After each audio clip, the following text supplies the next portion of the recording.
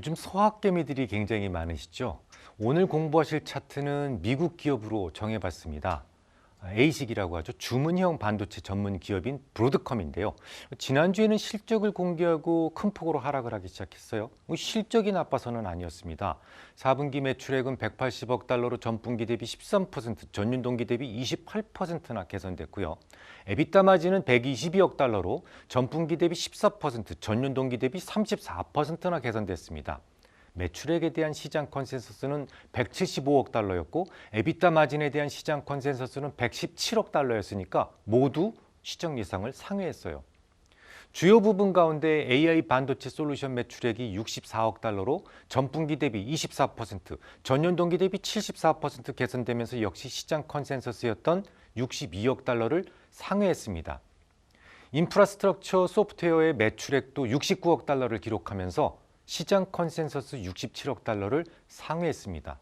다 좋은데 그럼에도 불구하고 하락한 이유는 세 가지입니다. 첫째, AI 매출이 BAI 매출보다 총마진이 작다는 호크탄 CEO의 부정적 발언이 좀 있었고요. 둘째, 오픈 AI와의 계약이 논 바인딩이었다, 구속력이 없다라는 것도 영향을 미쳤습니다. 세 번째, 지난 3분기 실적 발표에서 브로드컴은 네 번째 고객과 100억 달러 규모의 AI 반도체 공급 계약을 맺었다라고 밝힌 바 있었는데요. 이후 오픈 AI가 10기가와트 규모의 데이터 센터 건설 계약을 공개함에 따라서 투자자들은 어떻게 생각했어요? 그 네 번째 고객이 오픈 AI일 가능성이 높다라고 추정을 했었는데요. 이번 실적 발표에서 해당 고객이 엔트로픽으로 밝혀지게 되죠. 그러니까 네 번째 고객이 오픈 AI가 아니었다라는 점에 또 실망을 한 겁니다. 하지만 말이죠.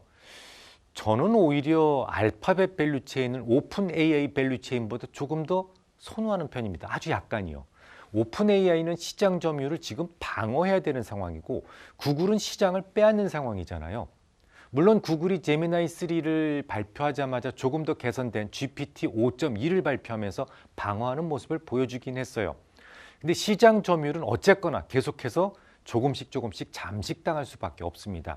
2030년까지 전체 사용자 수가 50억 명 수준으로 확대되겠습니다만 경쟁 심화로 인해서 챗 GPT의 점유율은 한 55% 수준으로 축소될 것으로 예상이 됩니다. 게다가 앞으로 들어갈 비용이 천문학적이에요. 대략 1기가와트당 연간 175억 달러의 서버 비용이 들어가는데요. 스타게이트 프로젝트 가동에 따라서 내년부터는 2기가와트 이상의 서버 구동이 전망이 됩니다. 현재 오픈 AI가 보유하고 있는 현금은 350억 달러 수준이기 때문에 런웨이는 대략 2년 정도 남아있다라고 볼 수가 있는데요. 결국 계속해서 기업을 꾸려가기 위해서는 대규모 자금 유입이 필요하기 때문에 아마도 2027년이 되기 전에 IPO를 하게 될 겁니다. IPO를 통해서 조달할 수 있는 돈이 최대 1,000억 달러 정도인데요. 결론적으로 보유 현금 지금 현재 350억 달러에 더해서 1,000억 달러가 더해진다면 1,350억 달러의 현금이 2027년까지 들어올 수 있다는 말이 되죠. 이 돈 가지고 대략 2030년까지는 추가 조달 없이 달릴 수 있다는 말이고 그 안에 현실적인 수익 구조를 만들어야 된다는 말이죠. 반면에 브로드컴은 어때요? 그런 의심을 받을 필요는 없어요. 오픈 AI 수요가 줄어들면 이를 알파벳 수요로 상쇄할 수 있는 유연성을 또 가지고 있습니다. 알파벳은 현금 창출 능력이 이미 검증되어 있기 때문에 시장에서 수익성과 관련된 의심을 다른 회사보다 덜 받고 있어요. 또한 향후 18개월 동안 730억 달러 규모의 AI 반도체 수주잔고를 보유하고 있는데요. 이는 향후 12월 기준으로 본다면 약 500억 달러 매출이 가능함을 의미합니다. 지난 12개월 동안 AI 반도체 매출이 200억 달러 수준이었다는 점을 고려한다면 멀티플 성장률은 무려 2.5배수에 육박할 것이다라는 계산이 나옵니다. 하지만 이것은 앞으로 추가 수주가 없다라는 가정하에 그렇고요. 추가 수주는 늘 가능하기 때문에 브로드컴에 대한 미래에 대해서 의심은 사치라는 생각을 가지고 있습니다. 그러면 여기까지 염두에 두시고 이번에는 차트를 보아주시기 바랍니다. 보시는 것처럼 엄청난 갭이 발생을 했죠. 우리나라 차트였다면요. 6영업일 동안 저 갭을 닫지 못하게 되면 당장 매도하는 것이 맞아요.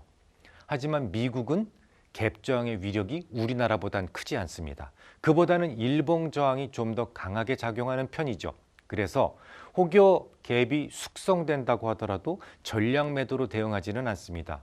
만약에 6영업일이 그러니까 미국 시각으로 12월 22일이 되도록 저 갭을 닫지 못한다면 일단 뭐 3분의 1이나 절반 정도 매도를 해두는 것이 좋겠습니다만 앞서 설명을 드렸듯이 브로드컴에 대한 미래에 대한 확신이 저는 크기 때문에 드림팀에서 매수 신호가 나온다면 매도한 만큼 바로 다시 채울 생각이에요. 그러면 이 종목에 대한 추세 이탈가는 어떻게 정할 수 있을까요? 일반적으로, 이건 일반적으로입니다. 고점에서 드림팀의 매도 신호가 나오지 않는다면 두 번째 원인점을 훼손할 때 매도를 합니다. 원인점이 뭐예요? 5일선 아래에서 시가 종가가 모두 끝나야만 합니다. 그리고 상승 추세에서는 음봉을 우선으로 하고 하락 추세에서는 양봉을 우선적으로 선택을 합니다. 그런 추세라면 두 번째 원인점은 자, 차트를 봐주십시오. 붉은색 화살표로 표시된 9월 30일 봉이 되겠습니다. 하지만 숙성된 갭 지지 구간 안에 원인점이 존재하죠. 그러면 좀 더 상위 지지력이 존재한다면 두 번째 원인점은 또다시 무시됩니다. 결국 갭의 말단인 9월 4일의 종가 306.10달러를 추세 이탈가로 지정하시는 것이 좋겠습니다. 참고로 이 종목은 160.50달러에서 고객들을 위해 제공하는 모델 포트폴리오에 신규 편입된 바 있습니다. 12월 12일 현재 보유 중이며 예고 없이 매도될 수 있음을 고지합니다.